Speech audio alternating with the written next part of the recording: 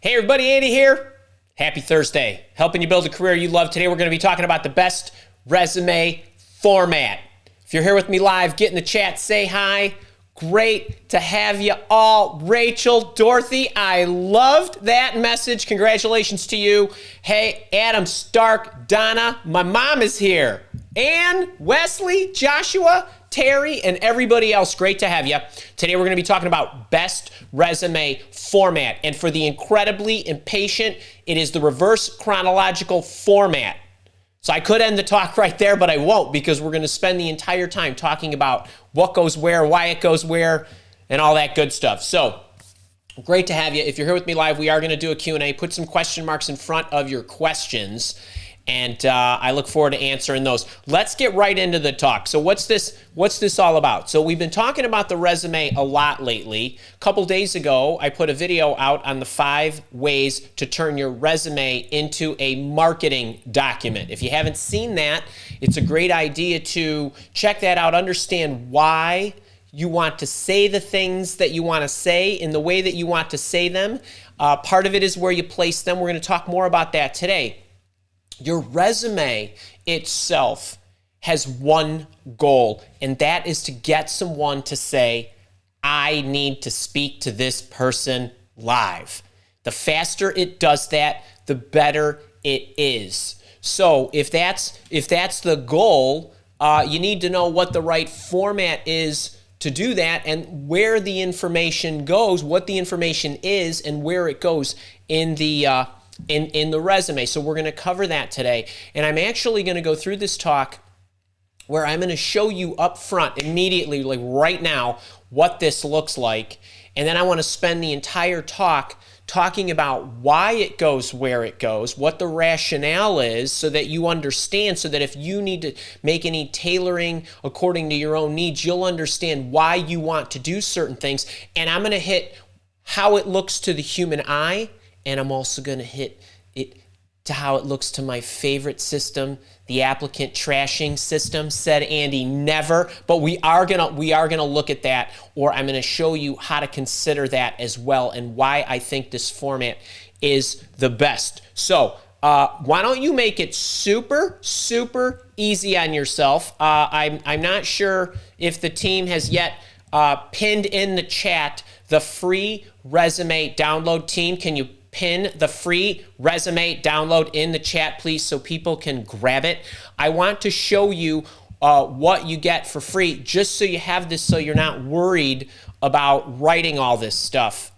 Let's see. Here's what this looks like.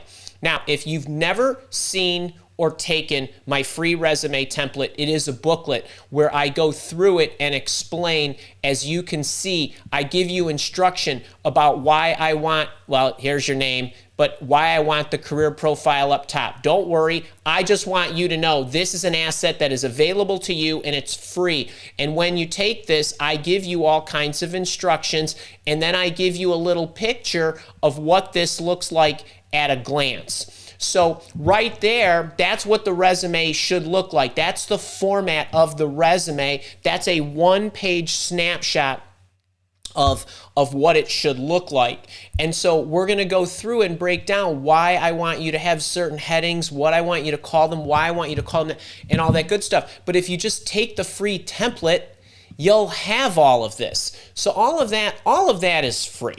So just can you please go ahead and grab that? I'm not sure why it's not pinned in the chat yet, but if somebody could drop that in and pin it, that would be much appreciated. Okay, so let me hang on. I just want to make sure that the team knows to pin the thing for you. Yeah, you know. Okay. Real-time stuff. All right, so now let's get into the talk, and I got some slides here for you, because I want to make it as easy on you as possible. So if you want to understand what the best resume format looks like, we want to make sure that we know a few things. You know how somebody looks at your resume. So what is it that they're doing when they're looking at your resume, and what is it that they're looking for, and where are they hoping to find it? So the one thing that you want to make sure that you're doing is that you're not disrupting the pattern that goes along with what they're expecting to find and where they're expecting to find it based on people like recruiters who are looking at hundreds of these a day. So I want to just make sure that you get that. So I want you to think about it. And then these are questions that I actually want you to ask yourself. It's a little different way of thinking about it, but I think it's really important that you think in these terms, because if you think in these terms, it's going to put your mindset in the right spot. So what tells them the best story in the way I want it to be told? So what you don't want them to do is you don't want them to actually you don't want them to actually look through your resume and have to piece together the story. Actually, let me just make sure that you guys are actually, team. Can you do me a favor and pin the free resume template so that our people can actually grab the free template, not the offer that you have pinned right there. Hang on a second. I'm not sure what's happening today, folks, and my apologies for that. Can my team just please pin the free template so that everybody can see and grab what I just showed them? Thank you very much. Okay, so let's go on to the second question. What information do they need to know about me so they best understand who I am? I hope you're getting a theme here, because we're going to carry it through these kind of questions. What is it that they need to know? Now, if you saw my video on Tuesday, I talked about the five ways to turn your resume into a marketing document. And one of the biggest mistakes that I said people make are you think from the inside out, where you think about what you want to tell them instead of what they need to know.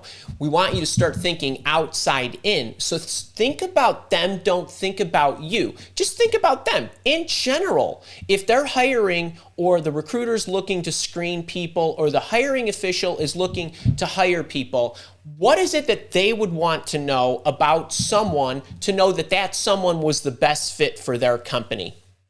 So what would they need to know about someone to know that they were a good fit for the organization, had the right skills, had the right experiences, and so on? So think about that. Don't think about yourself in terms of your resume, but think about the types of companies that you want to apply to and the types of jobs that they're hiring for.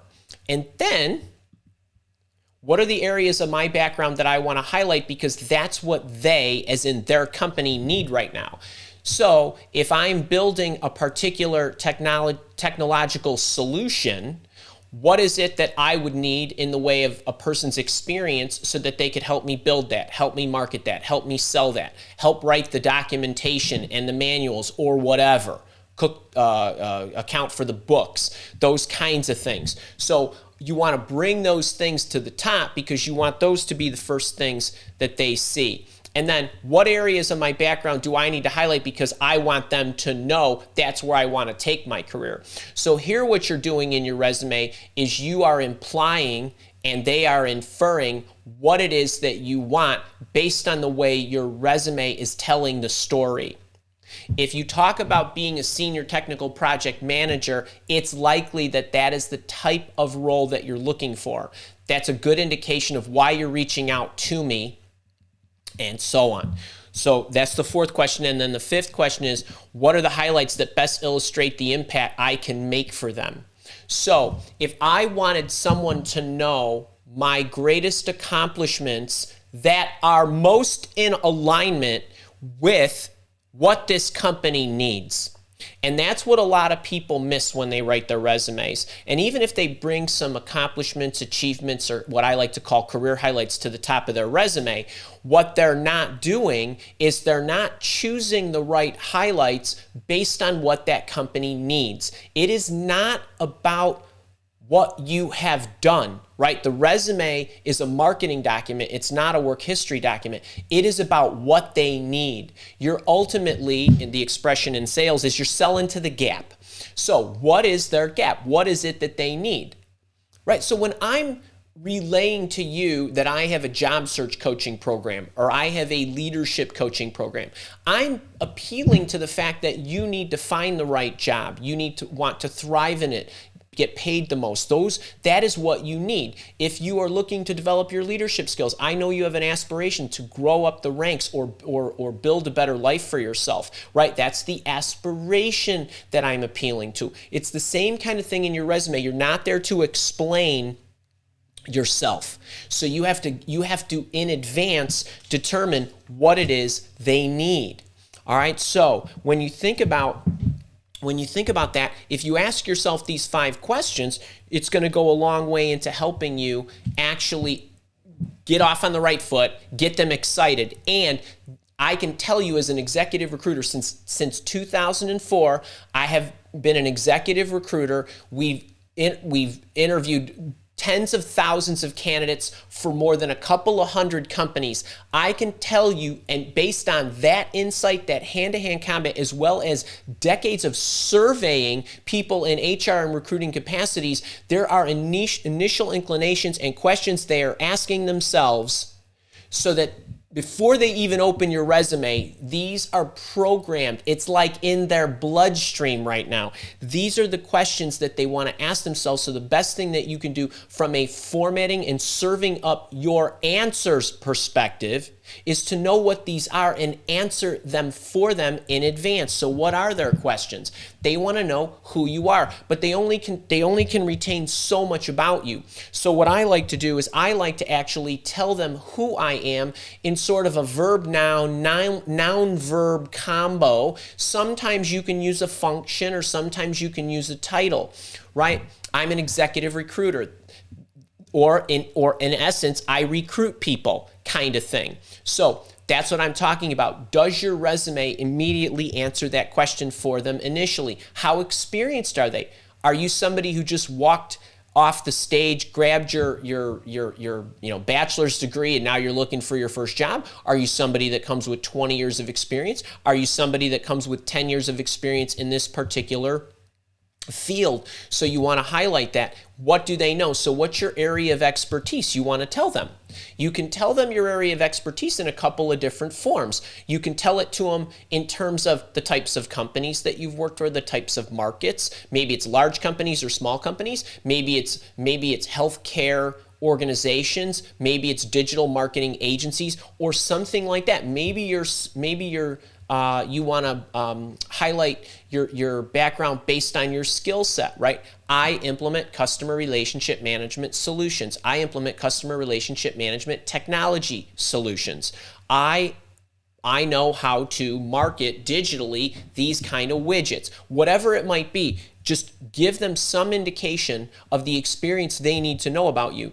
And then where do they work? So now they're looking at a snapshot in time, but they're also looking at a path, chronological path. So one of the things that I told you up front is the reverse chronological format is the best. All that means is you are starting your professional experience of your resume with your most current organization, not your current skill set, your current organization, because the questions that they have is, where do they work now? Where did they work before that?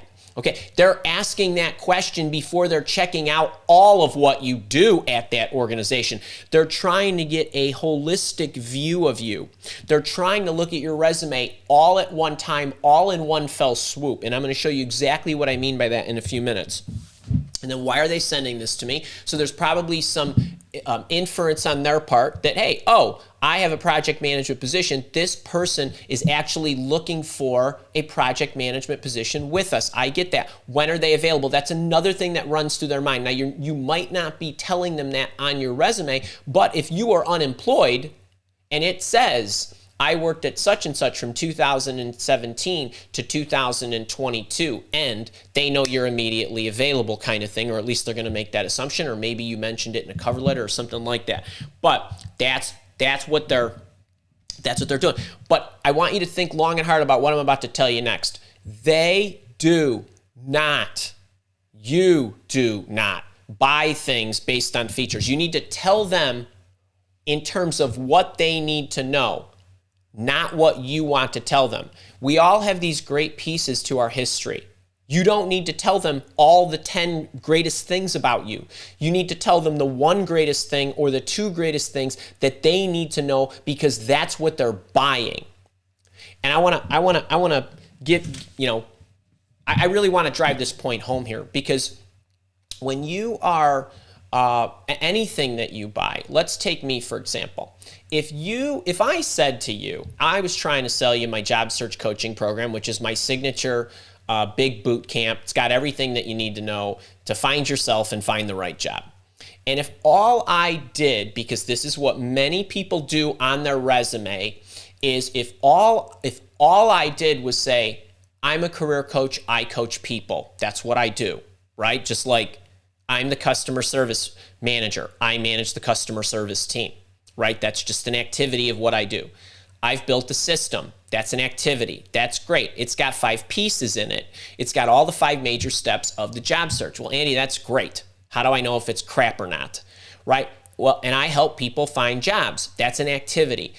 All these statements are just activities. They're what I could call a feature of my product.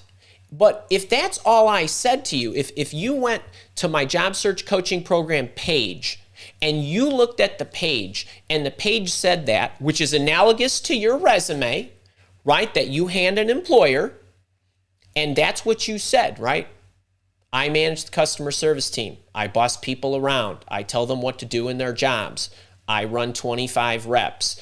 All those things are features about you. And people don't buy features. They buy a future state.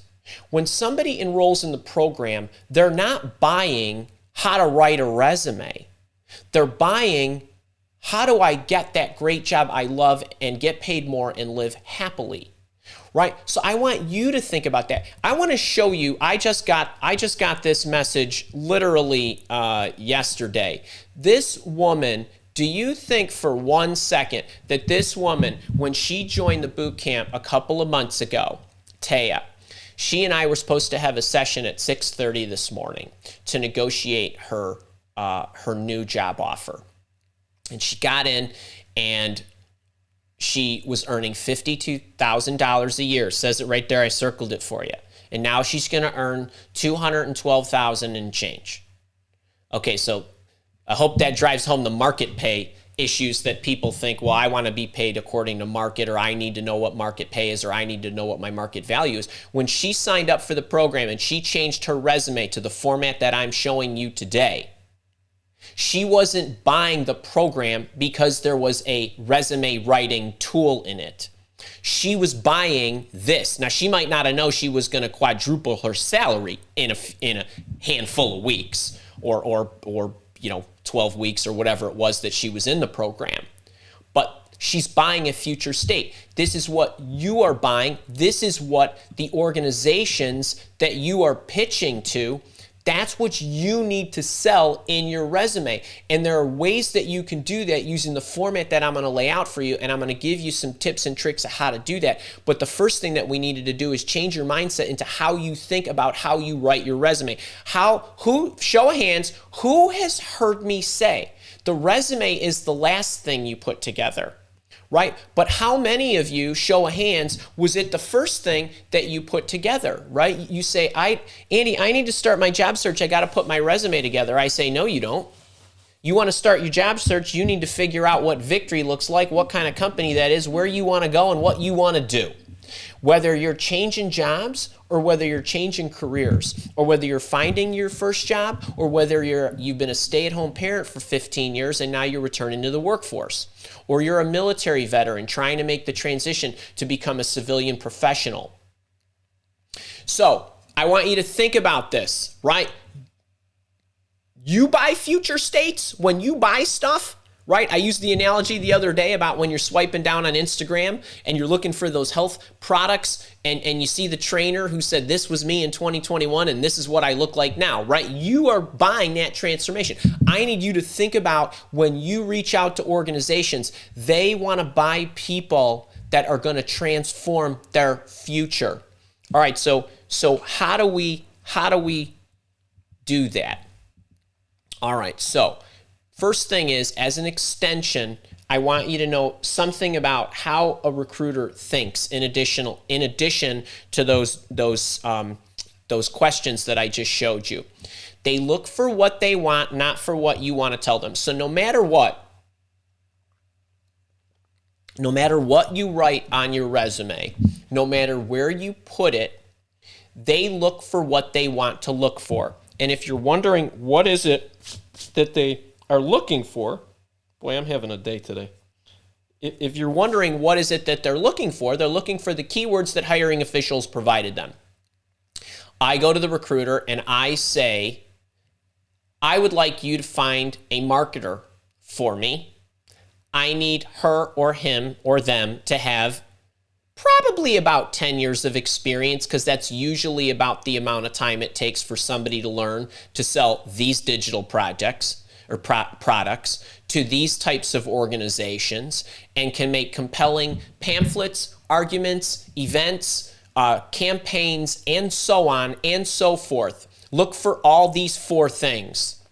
Okay, now, you go and you write your resume. What do you think the recruiter's doing? Recruiter opens the resume and says, Annie told me, digital marketing, can I find it? Event management, got it. Selling these kind of, boom, works for those kind of companies, awesome, boom, boom, boom, boom, boom. Check, check, check, check, check. Got to get this person on the phone.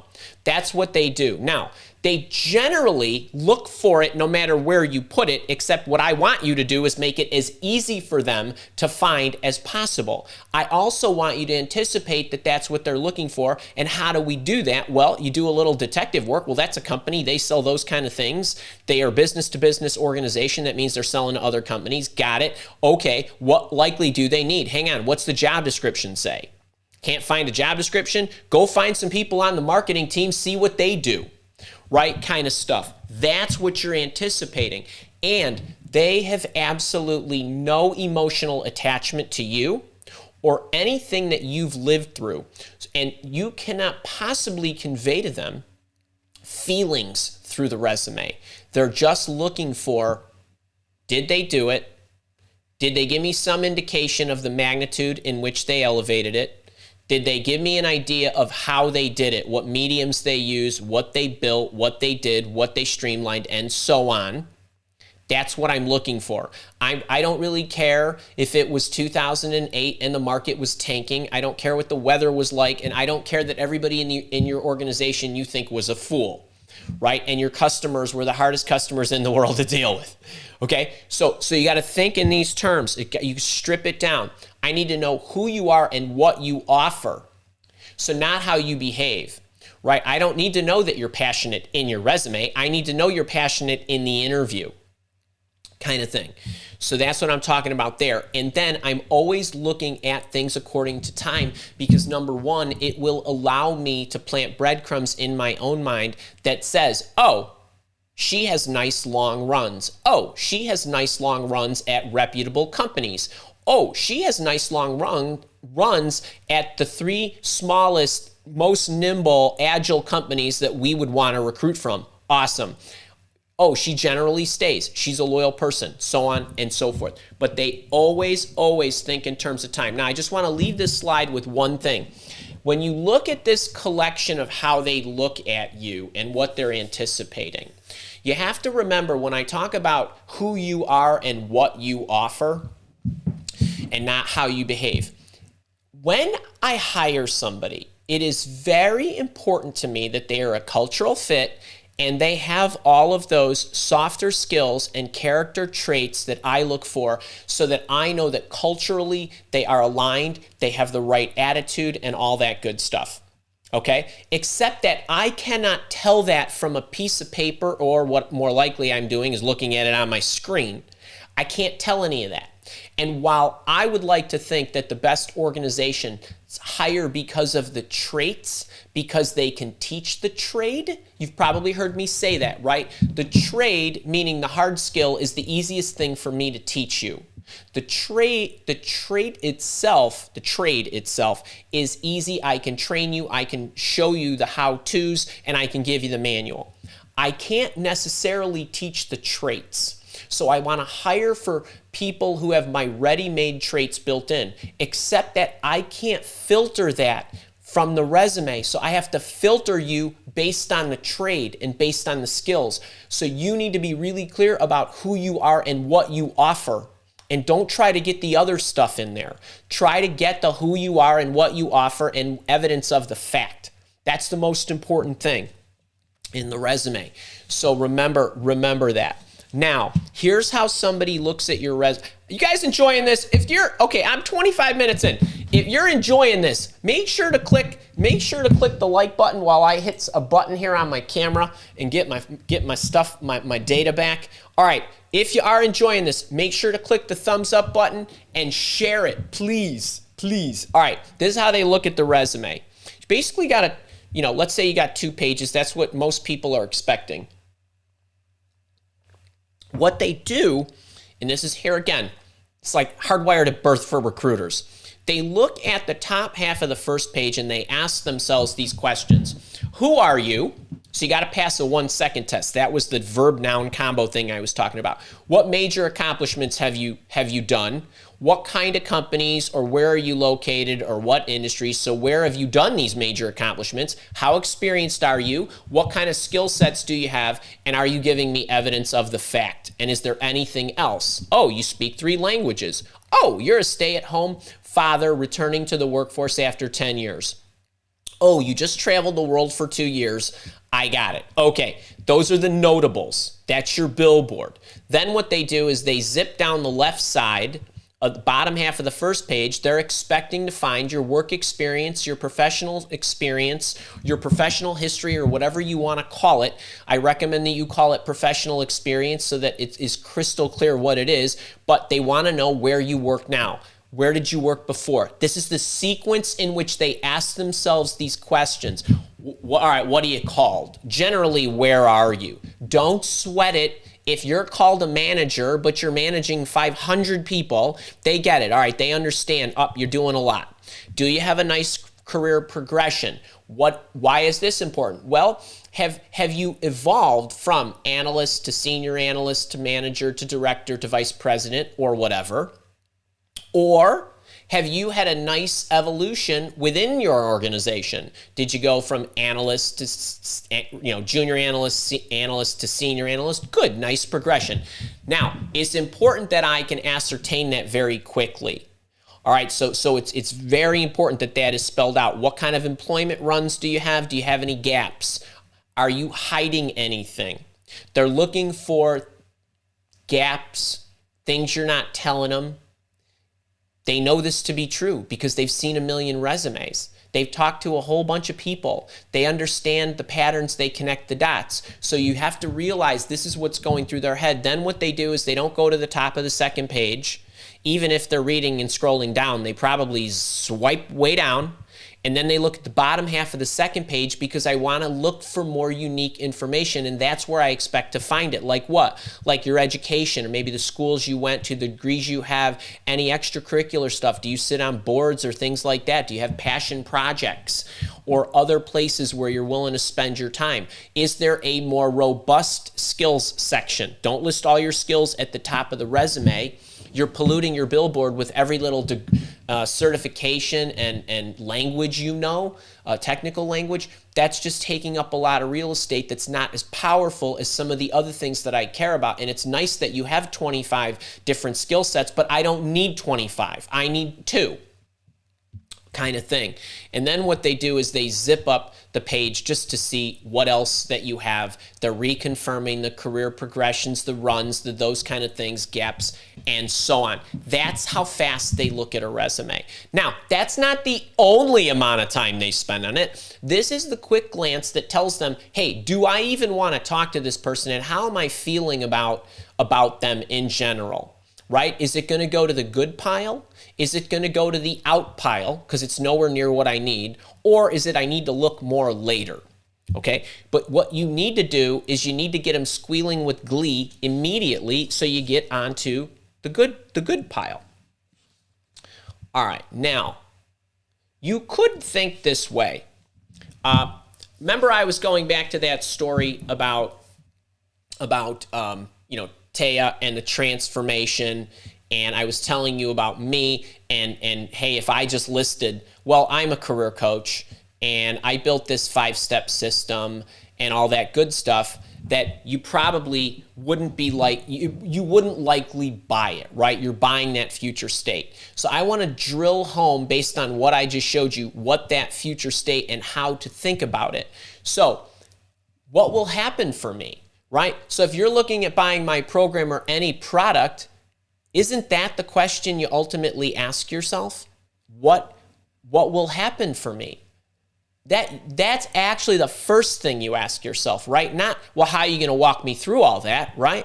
So, all right, Andy, I'm going to find a new job. How are you going to make that happen? Well, I'm going to give you all the tools to do that. Well, can you prove that? Sure. I just showed you Teya's testimonial and hundreds of others from people around the world, right? So can you prove that? Is this not the sequence that you go through the questions when you consider buying a package like mine or a product like anything that you buy? Well, what might go wrong? Well, Teya might reach out to bosses, and that might go wrong. So, well, what will you do then? Well, I gave her a boss hunting Bible that says you're going to have these problems, and when they come back and they tell you they don't want to talk to you, here's what you need to say to them based on what they told you. Right? You want to know all these things. You want to know all of these things before you buy anything, right? So now you're putting your resume together. Well, what are the questions you need to ask yourself that are analogous to what you might ask if you were buying something? If the employer was going to buy you, wouldn't they want to know, well, what's the benefit from hiring you, right? So how can you say that in a resume? You can show them the benefits you attained for others, right? So I attained benefits for Teya, right? That is proof that I've done it before.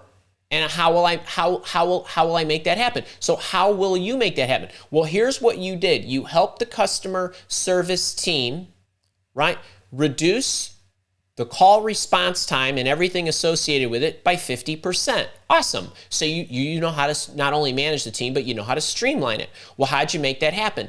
Well, I evaluated why certain things were taking so long. I noticed that our IVRs wasn't set up with the proper questions, so we reformulated them, and then I built a knowledge book so that the customer service reps could actually answer the questions faster, right? You're trying to tell this. Well, can you prove you did that? I just shared with you how I did that. Now, can you prove it is also going to carry into the interview, but this is what you ought to anticipate for them. Show them as much as possible on the resume of how you attained what you attained. And then you can talk about challenges. You can talk about how you overcame problems, right? And what you did. These are the kind of things that you should be thinking in advance to prepare your resume and to prepare your interview stories, right? So how do you answer these questions in the interview? Remember, you're not buying features. So how do you answer these questions? All right, so the career profile is the first thing that you can see, right? Going back to, what is it that I want to answer for them? Who are they? Right? Who are they? How experienced are they?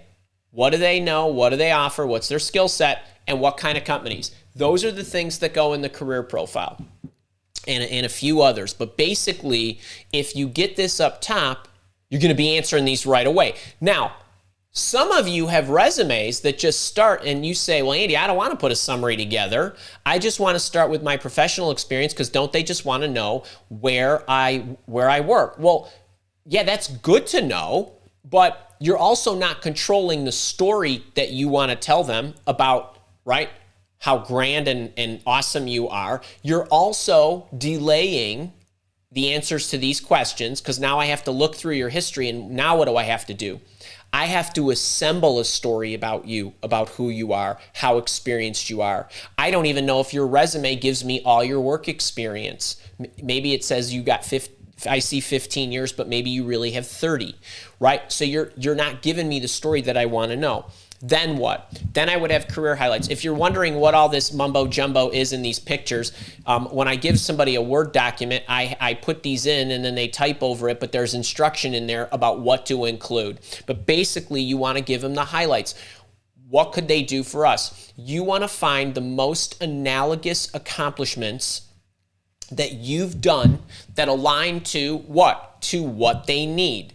To what they need, right? So what are they doing? They're getting a crystal clear picture of something very specific that you did that's analogous to what it is that they want. If you can't find something that's exactly analogous, find something that has the same construct and make it analogous in the storytelling part in the interview.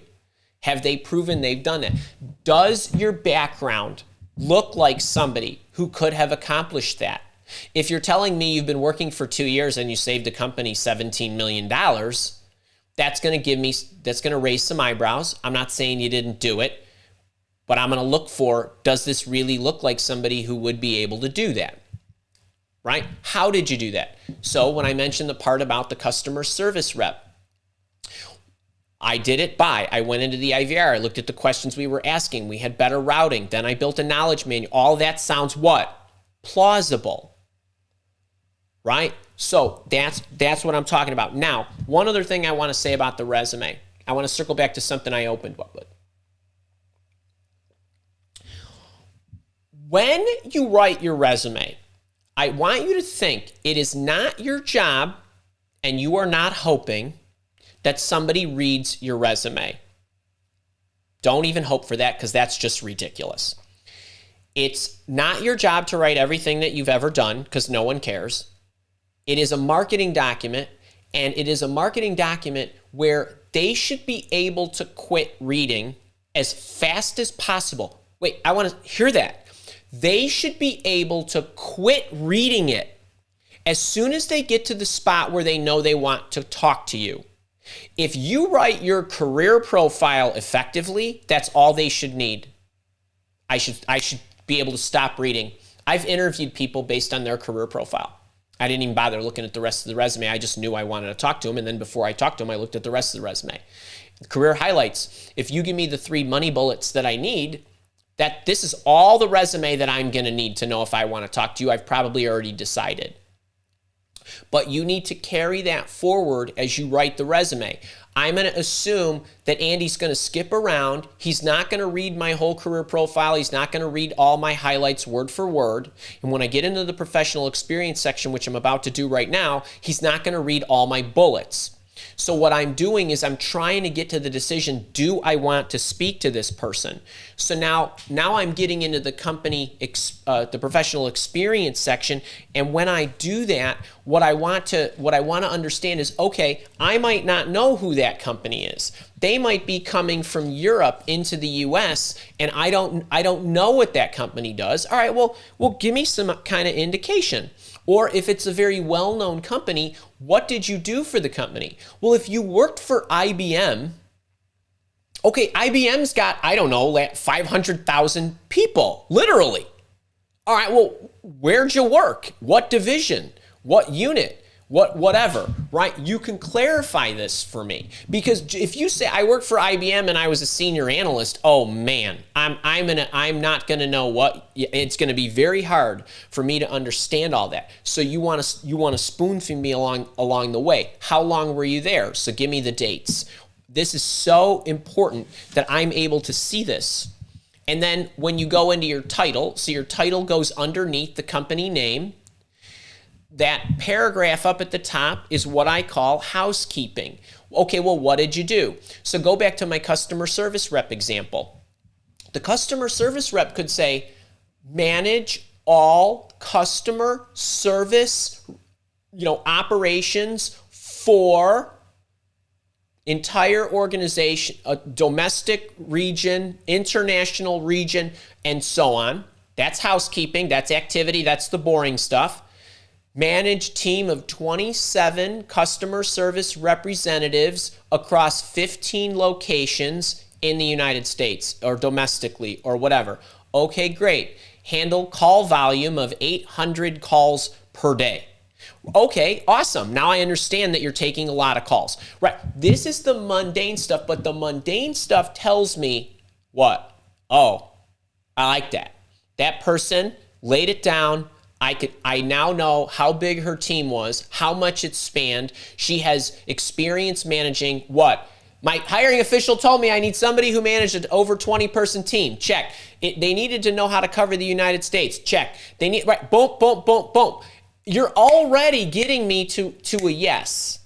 And I haven't even gotten to your accomplishments yet in that position. You're just telling me, Andy, that's what I do.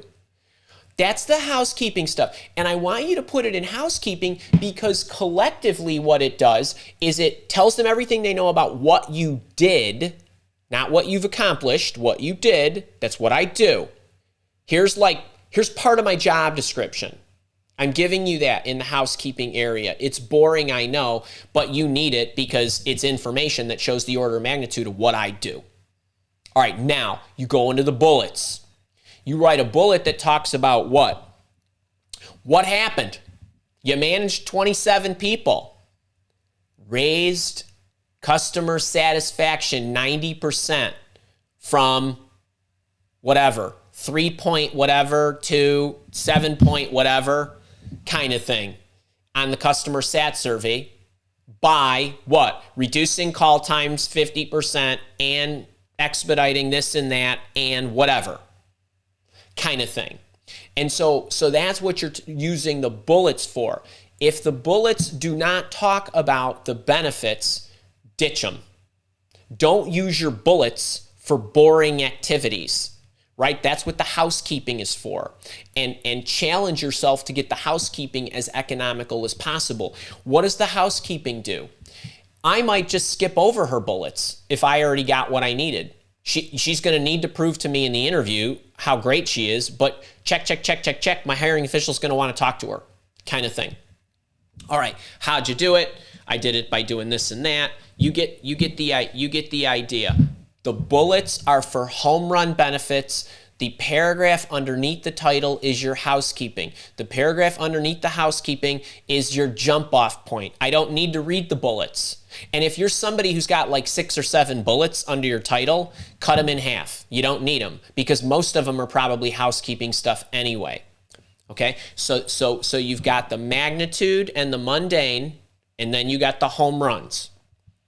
All right, and then you wrap it up with what? All right, schools, extras, indications of interest, certs, and so on. That's the bottom portion. So going back to this, if you're wondering what all this looks like, it looks like that.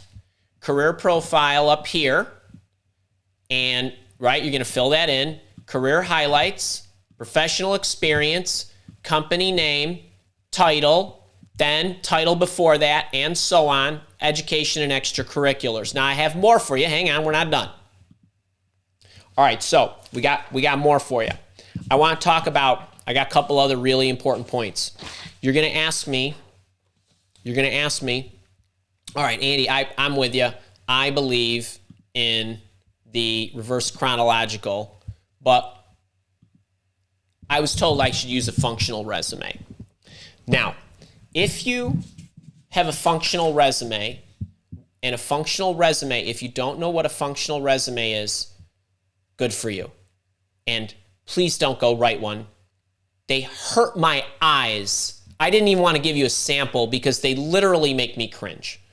Literally make my skin crawl. I mean, I just shaved the hair on the back of my neck, but if I had hair, it would stand up when I look at a functional resume. And a functional resume talks about either your titles or your skills on the one side, and then on the left side, and then over on the right, you group where you did that.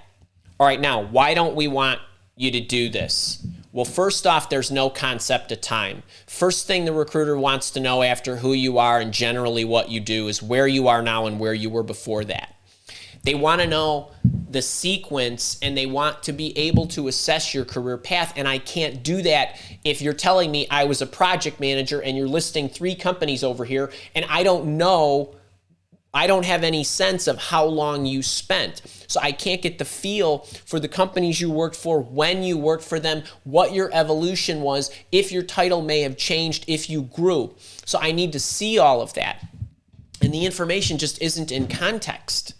right? How much did you learn? Where was it? Did you spend X years as a project manager here and then go right into the next thing here? Did you learn this product first and this product second? I can't tell any of that. And the worst thing is we automatically assume when we open a functional resume that you are hiding something. So now instead of you selling me, you're putting me in a position, a negative state of mind, because what? I'm looking for something that is negative. I'm looking for a gap.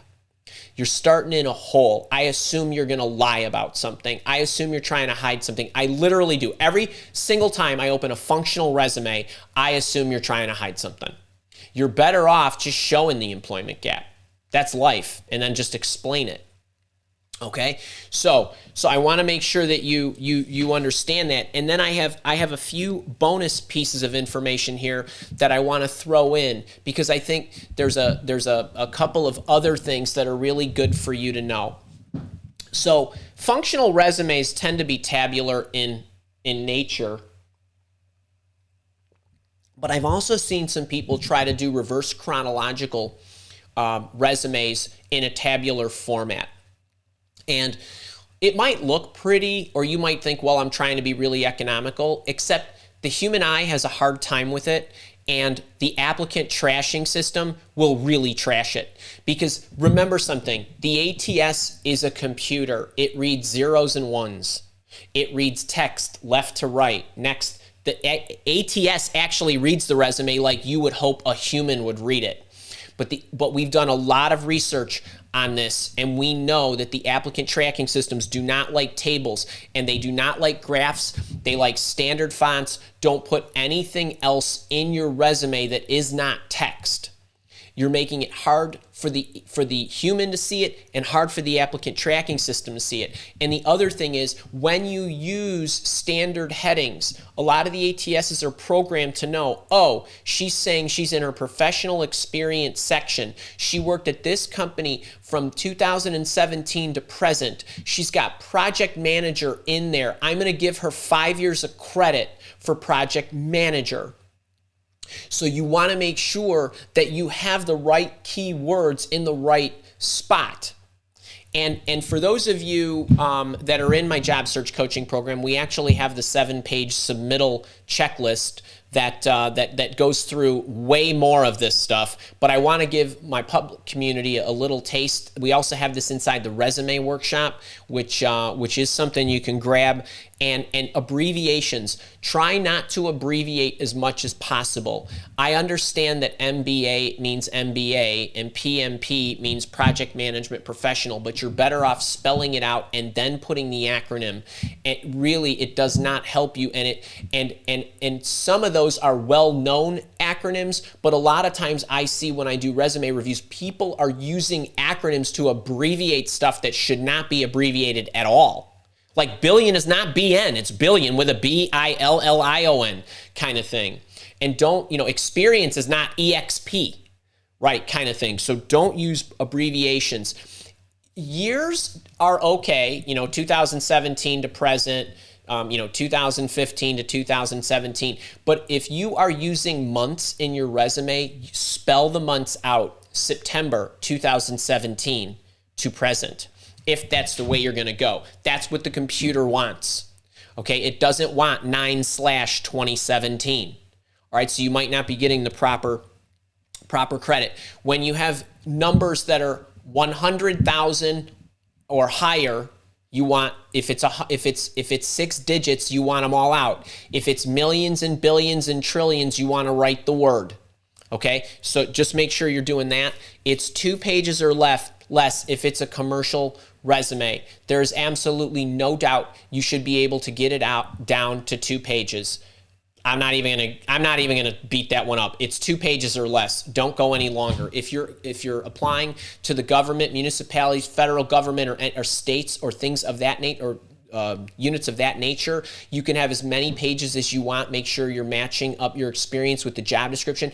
And if it's a CV, it can be any length you want. I've worked with people who have 34-page CVs. It's okay. If you did all that research, put it in. If you wrote all those articles, put it in. If you did all that speaking, put it in. If you taught all those classes, put it in. It's okay. As much as lengthy as you would like. Okay, now, I'm not going to go back and recap that because in the interest of time, I want to keep this as tight as possible. I know we're coming up on 50 minutes. So I hope that you like that. That's why I think that format is the best format. I give you a free template which you can take. And for those of you who are here with me live, I want to wrap it here. I hope you enjoyed it. If you did, while you're here, click the thumbs up button, give it a share. If you're watching me on the podcast, I hope you head over and check this out on the YouTube channel because I had the slides and the examples and everything like that. And if you are watching this on the recording, I'll see you next week.